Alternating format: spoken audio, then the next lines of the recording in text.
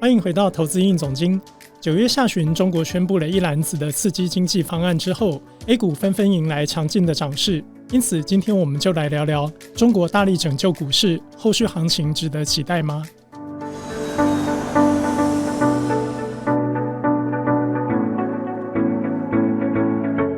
？2024年10月10日，中国公布民营经济促进法草案征求意见稿。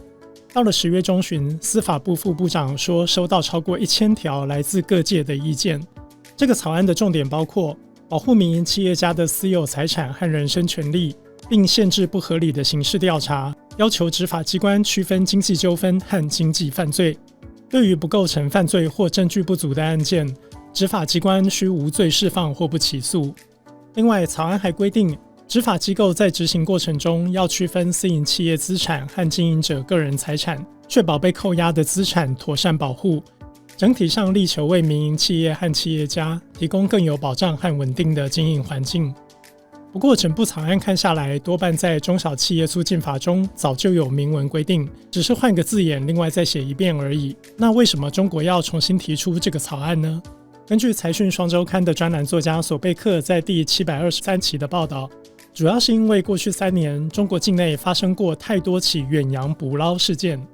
所谓的远洋捕捞并不是指渔船到海外捕鱼，而是指中国的公安检调单位为了补充当地的财政收入，抓捕在当地出差的外省民营企业老板和职员，然后要求这些企业或家属缴交罚款的行为。根据中国财政部的税收统计，前8个月中央一般公共预算收入比去年同期下降了 6.2%， 地方一般公共预算本级收入成长 0.4%。 从税收和非税收入看，全国税收收入下降了 5.3%， 非税收入大增了 11.7%。 所谓的非税收入就包括很多远洋捕捞的民营企业罚款。最新的重大案件发生在内蒙的承德市，爱玛科技发布公告说，收到董事长张建家属的通知，在10月9日收到由承德市监察委员会签发张建被留置立案调查的通知书。这家公司的市值接近300亿元人民币，是在江苏省的2轮电动车品牌企业。2023年更是中国2轮电动车的第2大生产商。原本是南方周末报系记者、南方都市报评论部首席编辑，后来转行的周小晕律师做了更详细的解释。所谓的远洋捕捞，是某些地区办案机关去异地执法搞钱。标准的情况是某些地方故意做局，引诱企业入局，只要企业或个人账户接收了黑钱，就马上把账户资金全部冻结。最后被设局的企业为了脱身保平安，本身的资产往往就以罚款的形式作为其他地方政府的非税收入。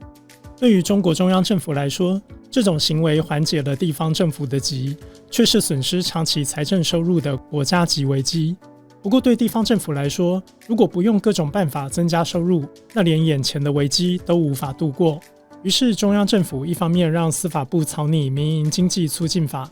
另一方面再让人民银行接受质押股票提供资金，让地方政府方便卖股票渡过难关。接着又让财政部在10月12日出面开记者会，主题是如何帮地方政府化解债务。三者合并看，这是打算让地方政府以卖股举债的形式取代之前杀鸡取卵的做法。接下来的问题是，中央政府政策目标有办法达成吗？在继续说明之前，财讯想跟所有的频道会员表达最深刻的谢意，因为有你们的支持，才能让我们持续带来精彩的内容。当然还有很多观众留言赞助，以及帮影片按赞与分享，这些都给我们非常非常大的鼓励。再次感谢所有支持我们的会员与观众，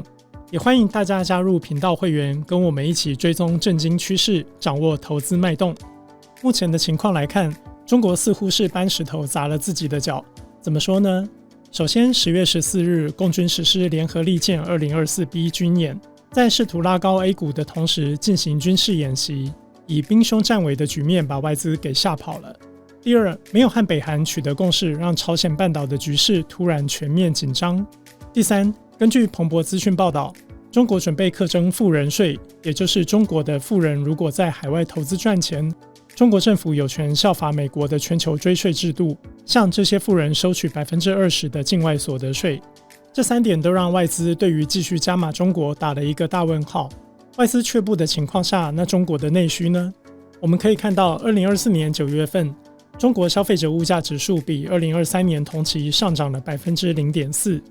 其中城市上涨 0.4%， 农村上涨 0.6%， 食品价格上涨 3.3%， 非食品价格下降 0.2%， 消费品价格上涨 0.5%，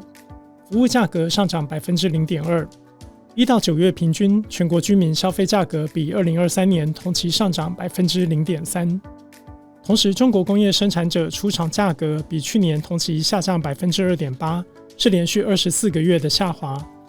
1到9月平均工业生产者出厂价格比2023年同期下降 2%， 这代表制造业企业的获利可能不太好，同时消费者的实质购买力正在被高涨的食物价格给挤压。中国未来的内需经济只会更加疲软，通缩趋势看不到逆转的迹象。换句话说，目前中港股市的价位没有基本面与消息面的支撑，投资人只剩资金面要追踪。那么中国到底该用多少钱来刺激经济呢？回顾2008年金融海啸时，中国用4兆元人民币扩大内需，当时中国的 GDP 规模是 31.4 兆人民币。如今到了2023年，中国的 GDP 超过126兆人民币。如果市场期待一个可以止跌回升的牛市行情，那么以过去的经验，至少要16兆人民币的加持，才有继续做多的基本柴火。另外，这16兆元的加码救市资金还没有考虑到，现在的中国人更老，年轻人失业率更高，家庭负债比率更大，出口全球的商品被加了更多的关税等等，在2008年时没有的困难因素。更大的问题是16兆这个数字的刺激方案连听都没有听到，所以在基本面、消息面、资金面都令市场担忧的情况下，投资人还能对中国股市抱有期待吗？财团粉丝们，您认为这波中国股市的急涨是多头的起点吗？ A 是，